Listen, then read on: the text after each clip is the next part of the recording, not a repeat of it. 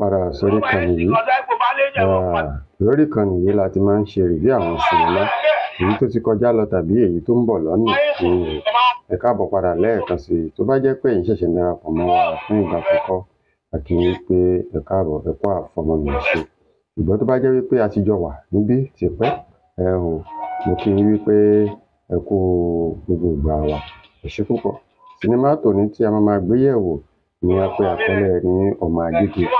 Ọmọ Agége ni sinimá tí a máa gbé yẹ̀wò, èyí tó tọwọ́ àgbà òṣèré ni Austin Emmanuel, àwọn ló ṣe Ọmọ Agége. Àwọn òṣèré jàǹkànjàǹkàn ló wà nínú Ọmọ Agége, látòrí Austin Emmanuel gẹ́gẹ́ fúnra rẹ̀, Màmá Fathia Balogun, Saheed Balogun, Àmùdá Èkó àti àwọn òṣèré mìíràn tó kópa nínú sinimá Ọmọ Agége.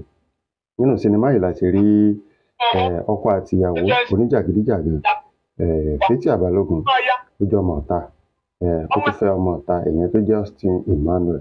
Àwọn méjèèjì yìí sì bímọ kan ṣoṣo.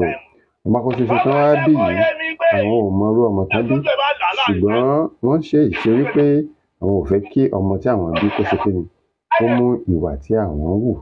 Ṣùgbọ́n ọmọ yìí ó wá ti gíran ju àwọn bàbá àti ìyá tó bí lọ́mọ lọ, láì tí ìjẹ́ kó hàn sí bàbá àti ìyá. Ọmọ yìí ló ń ṣe kíni, ló ń ṣe agbódegbà fún àwọn olè, ìyẹn tó ń gbé ìbọn fún àwọn olè ní àbẹ́tẹ̀ wọn. Òun ló ń wojú ọ̀nà fún àwọn olè. Ẹ wò, tẹ́yin ò bá tí wo Ọmọ Agége, ẹ tara ṣẹ̀ṣẹ̀ lọ sórí ìkànnì YouTube, ẹ tẹ̀ síbẹ̀ Ọmọ Agége. Ẹ jẹ́ ká jọ wo, ká jọ digest ẹ̀. Sinimá ni ó kọ́ni lọ́gbọ́n. Nígbà tá a bá retí apá kejì, tẹ́yin bá retí apá kejì sinimá Ọmọ Agége, ẹ jẹ́ kí n rán wọn ní comment section, ẹ tẹ̀ síbẹ̀ pé Ọmọ Agége part 2 tó bá ti jáde, ẹ máa jẹ́ ẹni àkọ́kọ́ tí ó máa kọ́kọ́ rí sinimá yìí. Lẹ́ẹ̀kan sí, ẹ ṣé púpọ̀ tí ẹ sì ń darapọ̀ mọ́ wa. You are blessed.